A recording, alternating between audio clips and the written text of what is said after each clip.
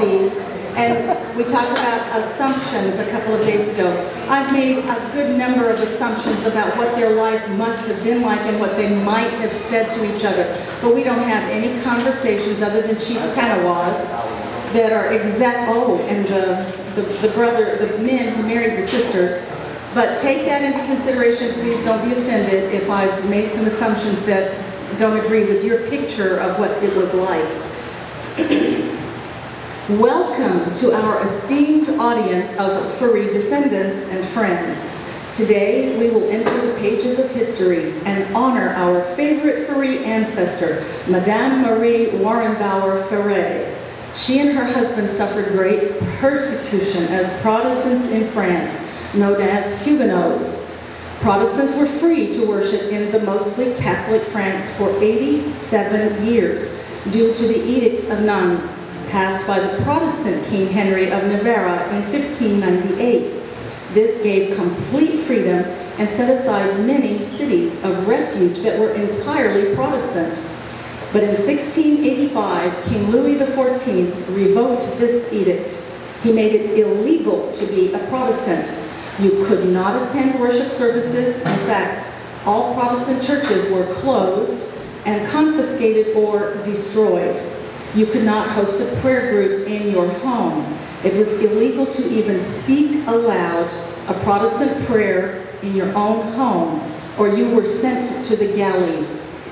King Louis insisted that all Protestant men become Catholic or be arrested, burned at the stake, or sent to work on the galleys for life as slaves. War galleys were large, low ships rowed by pretty serious, mean convicts chained to their benches. 6 men manned each 15-foot oar and were forced to keep a steady pace by an overseer with a whistle. Slaves on the galleys were treated harshly and often died, and the Huguenots were treated even worse, but they behaved with the highest kindness and integrity to all around them. They prayed for and ministered to the other prisoners and won many converts through their behavior. Even a priest serving on one of these warships, Father Jean Villon, was converted and then put to death as a result. Even a formal association of believers on the galleys was organized in 1699 in the midst of that squalor that they were living in. Families of dissenters who were not killed were sent to live in convents or monasteries and forced to be Catholic or be killed. When being forced to recant, the command, at the point of a sword, the command was, "Je me réunisse," I reunite with the Catholic Church. Children were often sent to live in faithful Catholic homes and there forced to convert. They were treated as servants and given the harshest of experiences, beaten and worked as slaves with starvation rations. Children being re-educated in this way were spanked severely every day until they prayed to Mary. Anyone helping a Huguenot escape from France was hung. Those who otherwise helped Huguenots were given lifetime sentences on a galley. If you tried to escape, you needed the proper papers to travel, and you could easily be found out and arrested. Your accent might give you away if you were traveling in a different part of France. Huguenots were more likely from certain parts of France and trying to escape. They would travel through areas where they had the wrong accent. They were all trying to get to Holland in order to have an escape route. If you could get to the border of Holland, you might be able to sneak across, or very often you paid someone at the coast, miles to the south, to put you in a boat and take you around to Holland. In Holland, you could find other Protestants and Reformed people who would put you up and help you. And this is probably what happened with the Ferree family. We know they went through Holland to get to England. Now that you've had a better look at the kind of fear and danger that the Ferree family lived with until their escape, very soon after the revocation of the edict, let us invite Madame Marie to come, and we will honor her with a look at her life. Madame, this is your life. This is your family. Thank you for inviting me here today. I have had some difficult times in my life. Daniel and I and our 4 children had to flee our wonderful home and prosperous silk business in France and escape to Germany because of our Protestant beliefs. We had 2 more children in Steinweiler, Bavaria, and then my precious Daniel died. It's the custom among the French to resume the use of the maiden name as a widow, but I also knew that using the more German name Warenbauer gave me much more security. I soon took my children and their children to England, where William Penn arranged for me to see Queen Anne and travel to land in Penn's Island in the New World. We saw his advertisements in Germany about free land for all who suffer this persecution. Many in the Palatinate where we lived in Steinweiler knew of these amazing promises of a new life where we could worship in freedom. Madame Marie, I will now introduce our first guest, the Honorable Queen Anne.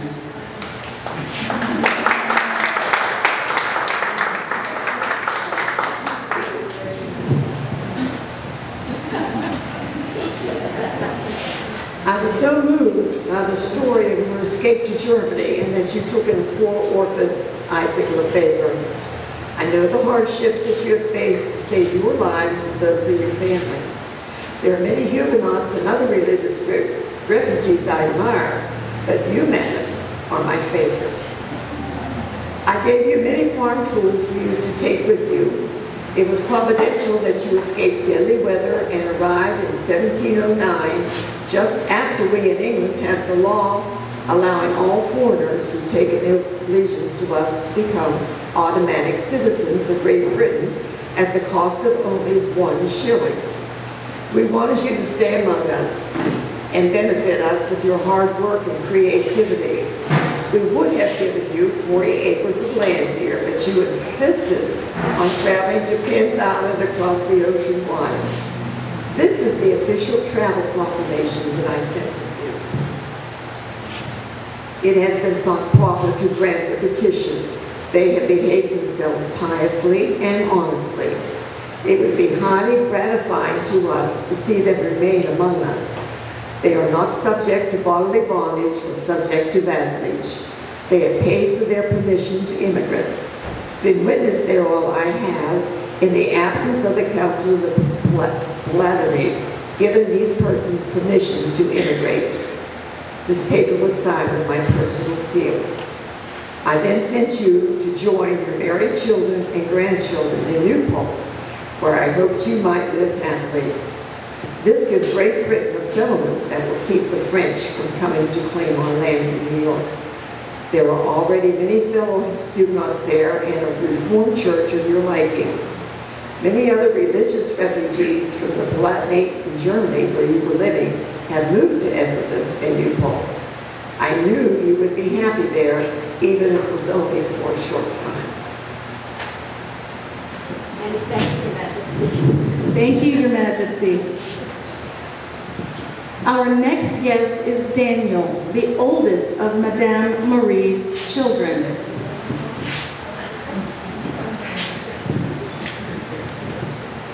My dearest mother, how proud I am to be the eldest and the one who carries my father's name and legacy. I am forever grateful for your help and Father Daniel's in finding a wonderful wife in Germany. Anne-Marie Leininger was born in Steinweiler, where we moved to be away from the King's Dragoons. We grew up in the same church, and with your care, I was blessed to marry her when I was 25 and she was 23. We gave you your first grandchild, Andrew, in 1701, and John in 1703. Our little Daniel arrived in 1706. In September 1708, we left our ship Lyon from London with Catherine and Isaac and my Anne-Marie and all our children. After we arrived in New Paltz, there would come our baby Philip in 1709. Our Elizabeth, Joseph, and Isaac followed in paradise. I lost my Anne-Marie in 1705, Mother, but I know she is going to be with the Lord, and she is now in your good company as well. Thank you, Daniel. Our next guest is Catherine, your second born, and her husband, Isaac Lefebvre.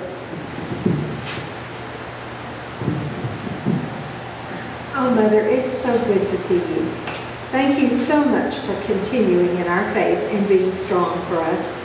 Thank you for bringing us out of those dark times we were born into so we could escape death and get in France.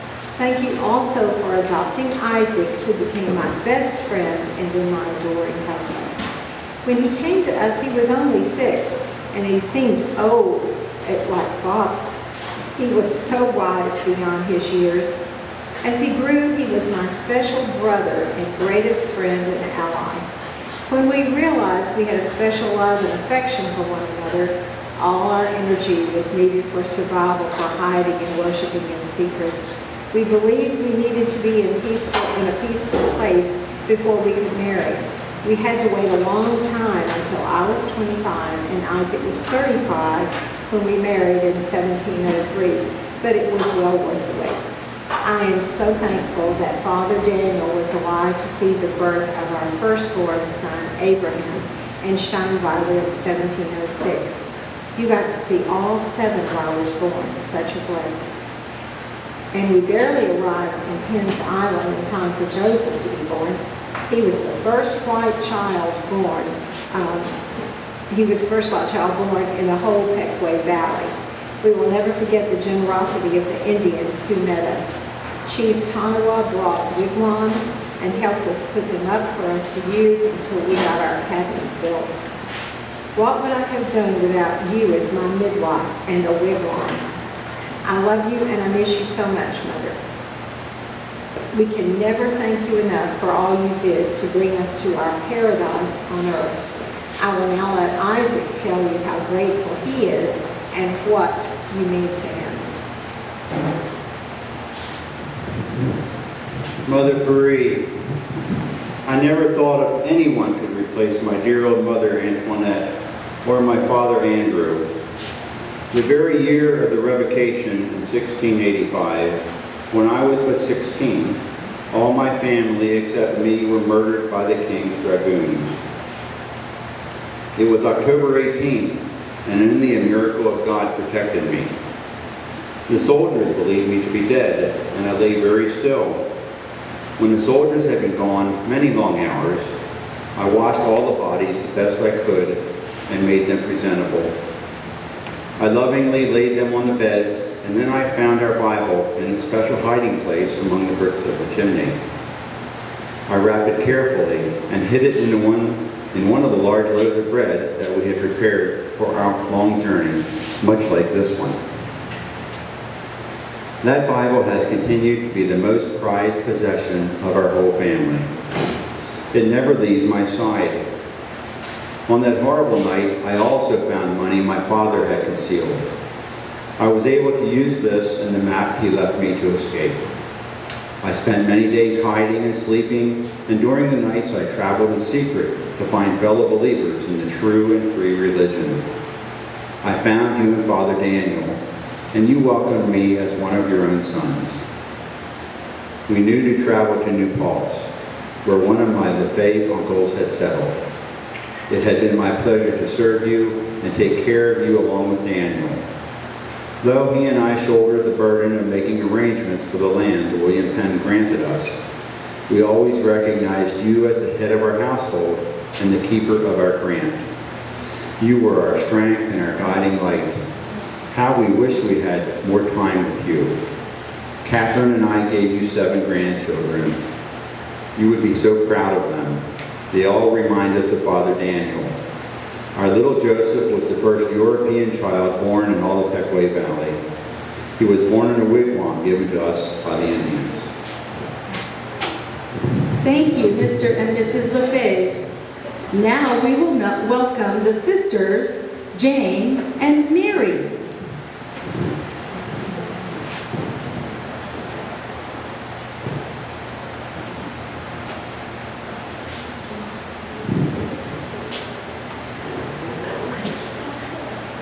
I married Richard Davis. And I married Thomas Faulkner. Yes, they were very good men and fairly prosperous. They were not a part of our group. It is a wonder you allowed it, Mother Marie. Yes, our brothers hired these men to help our family survey our land. and divided equally for all 6 of us children. They were expert and professional in their work. But they could not keep their eyes off us. They said they were certainly fair of face. We knew there was bound to be trouble, especially if our brothers were offended. My Thomas Faulkner was not French and was not Huguenot. He wasn't even a Presbyterian, which would have been okay with Father. But with Father gone, Mother had a hard time because Thomas was an Englishman, and he was Church of England. For our people, this is almost Catholic.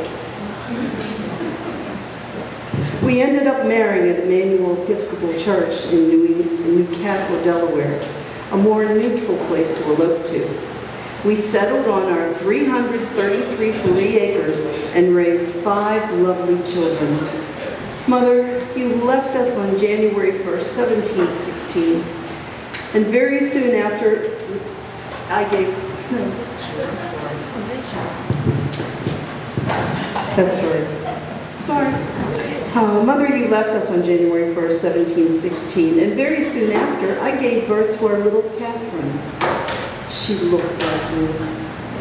You'd love all our children and the fine young people they are becoming. And Mom, my Richard Davis was just the cutest thing. You liked him from the very start. He was not French either, but you did let us marry. We sold our land to John because Richard had his own nearby. We never were blessed with our own children, but I was the favorite aunt, always ready to take my nieces and nephews to give my brothers and sisters a break. Richard also had several nieces and nephews, so our home was full of laughter and mischief. I loved having them in my home and teaching them games and how to read. Memorizing God's Word was very important. We had such fun. You would have had fun with us too, Mother. Mother, thank you for your leadership. From the time we left France and the people gathered around you, even our pastors always asked your opinion and your blessing. So many followed us out of Germany, and then more joined us in Holland and England. Even in New Paltz, you were recognized as our leader, our rock.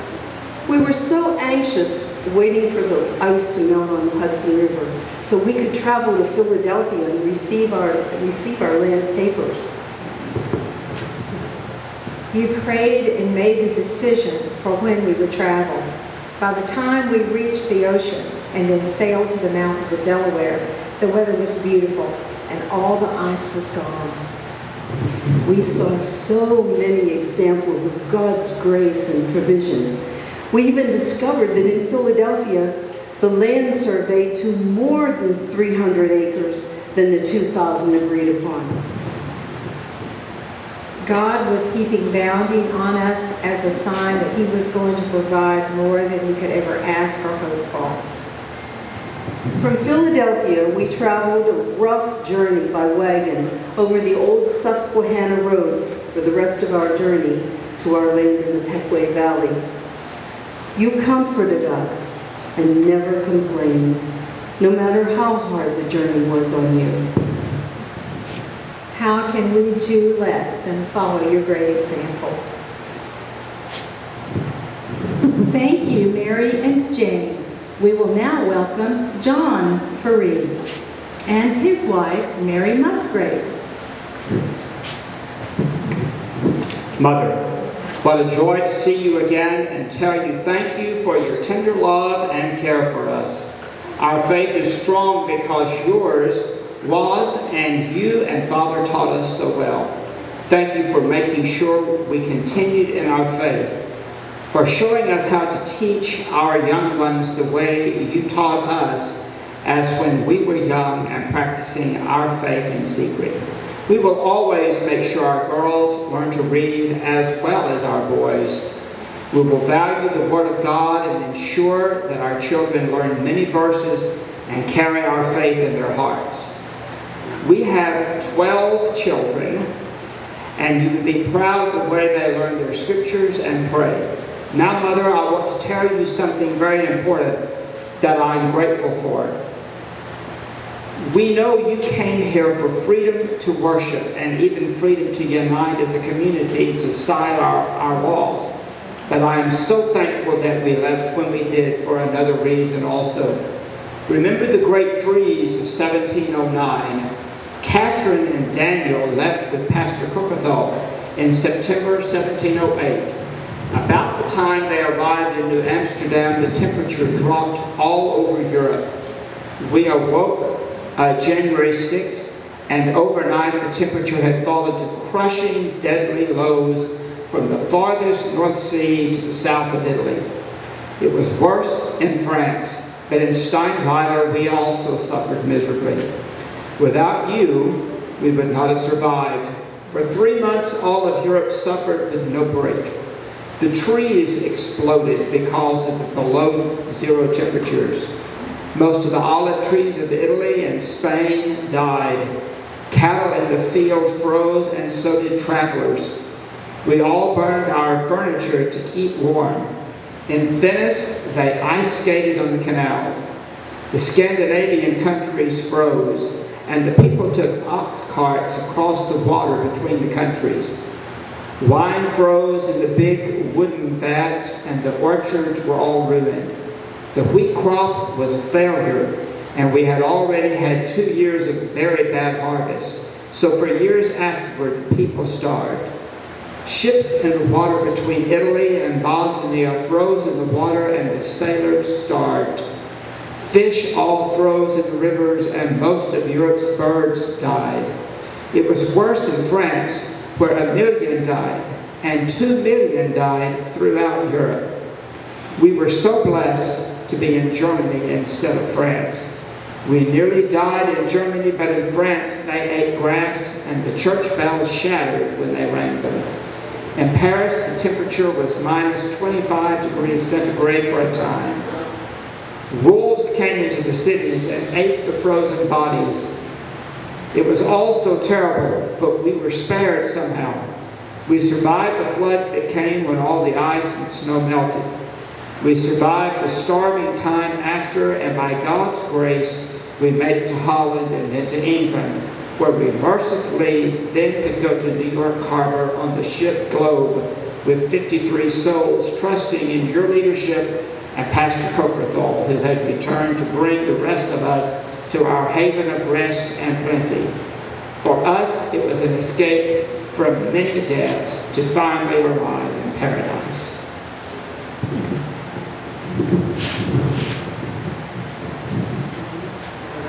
Mary Musgrave, Ferree.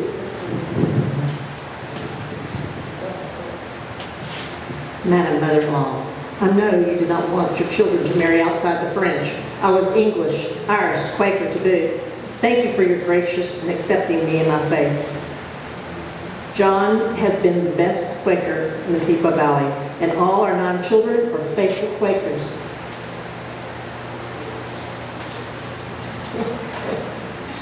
I predict that for many generations our family will produce faithful Quakers. My tradition is so linked to yours. My grandfather was first a missionary to take the Quaker's faith from the England to the Irish. We also came from the Pennsylvania, the practice of faith of freely. Since you have been gone, there's been very little war, terrible war between England and the colonies. John especially takes seriously the part of our faith that says we will not take up arms and fight. Both sides have been angry with us for failure to choose sides. Our Ferree brothers were able to help with guns and lots of gunpowder for this great revolution, but we tried to stay neutral. Thankfully, the Western Quarterly meeting of our faithful gathered our 13,600 pounds to help the friends who have losses. Some were almost ruined. I will tell you only of the instance of which John suffered. Taken were the 4 horses, 13 cattle, 7.5 bushels of wheat, 20 bushels of clean rye, 1 stack of rye, 40 bushels of corn, 2 stacks of oats, and 1 stack of hay. A total of 187 pounds and 7 shillings. Our fine meeting house has also been destroyed by the armies. I am so glad you did not have to live through this terrible time. Thank you, Mary. Philip you are the baby of the family. Would you please come and honor your mother?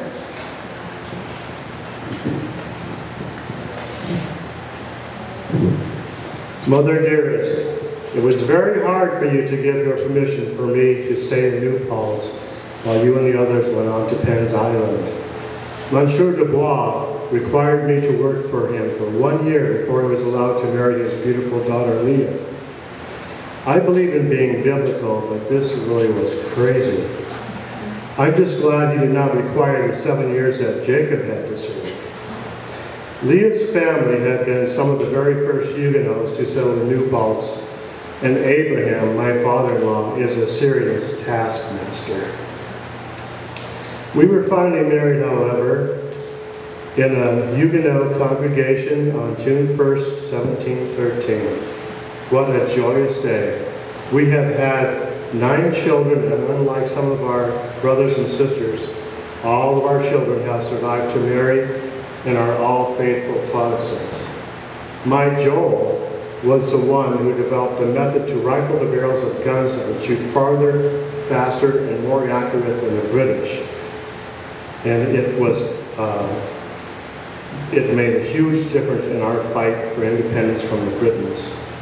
Incidentally, it was only 1 year after Leah and I had been married when we discovered that a property of 1,000 acres had been purchased adjacent to us, and that man was a real hard-nosed taskmaster. His name was Abraham Dubois.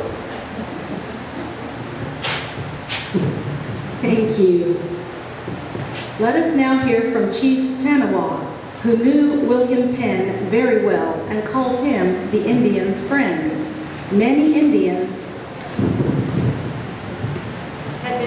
had been driven off their land to the south for refuge in Penn's Island. The Pequays sorry, I needed him to turn my page. The Pequays were very friendly to the new white strangers. The Huguenots, the Mennonites, the Calvinists, and the Lutherans all mingled freely with the Indians. They hunted and fished with them. Women were responsible for remembering all of their memories and passing them on. We now welcome Chief Tanawa as he honors Madame Marie Ferree. Madame, the Great Spirit gave thee life. It was his gift. You owe it to him. One day you must return. Despise not the old chief. He has had practice. Remember his counsel. He was the hardy green of the forest. You, the tender sapling. Pursue the wolf. Tree the panther. Harm not the whiteface. Keep your arrows for the bears. When the whiteface seeks your cabin, warm him with your fires of venison. When he is hungry, feed him. The great chief of the palefaces comes from the great water. We met in council. We had our talk. He gave us hunting ground. We exchanged wampum. We made a treaty. It is to last as long as the trees shall stand or the waters shall flow. Once we were free in the forest like a deer. Now like a panther we hide in the thickness of the branches of cedar. We were a tribe of a powerful nation. We paid tribute to the 5 nations. They gave us their name. We are not their nation. Your people call us Delawares. We are not. We are Pequaws. The Pequaw Nation honors you. Thank you, Chief Tanawa. And I'll stick something in right here. Almost all, like 99% of the words that he just spoke, are actually recorded speeches that they have on record that he did say. I will now share with our audience one last proclamation to the legacy of the Ferrees by Thad Ferree of North Carolina from the John line.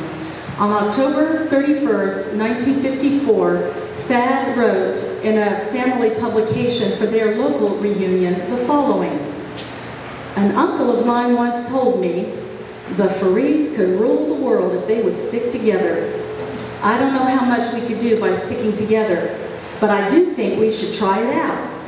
In union, there is strength. Let us unite in an effort to make every member of our family the proud citizen he should be, and in that way, help the world be a better place in which to live. Now, I'm not an advocate of ancestor worship, but I do believe in sticking to the blood. I have little patience with the one who does not care to know from where he came, and when finding out, does not have his kin, both rich and poor, good and bad, as his friends. We know enough about our ancestors and about the sacrifices they made for us that we should hold them in high esteem and be eternally thankful that we had such a beginning. What I am saying about our own family is also true of many others whose ancestors were of like character and who came to America under similar circumstances. Pride in family history makes for better citizenship.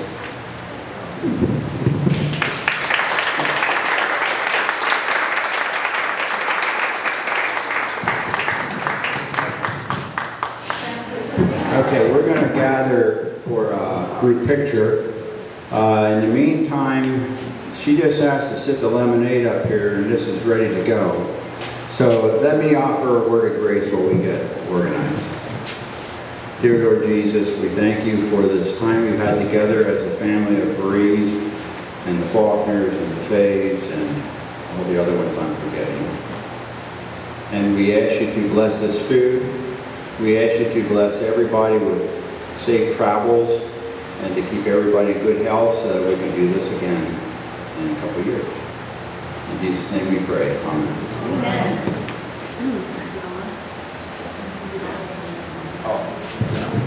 I just want to say thank you to Donna. She's done a lot of research and hard work. She spent a lot of time putting this together, and I think we owe her a great big hand. Thank you, Donna.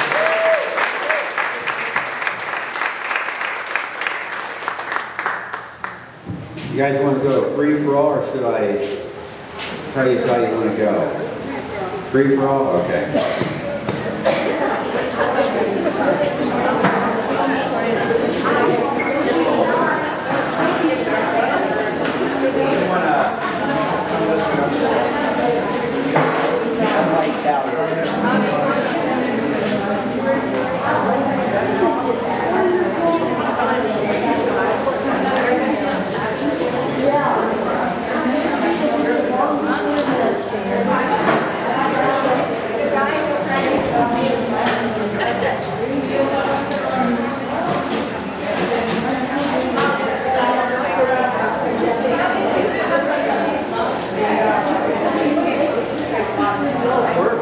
Your badge.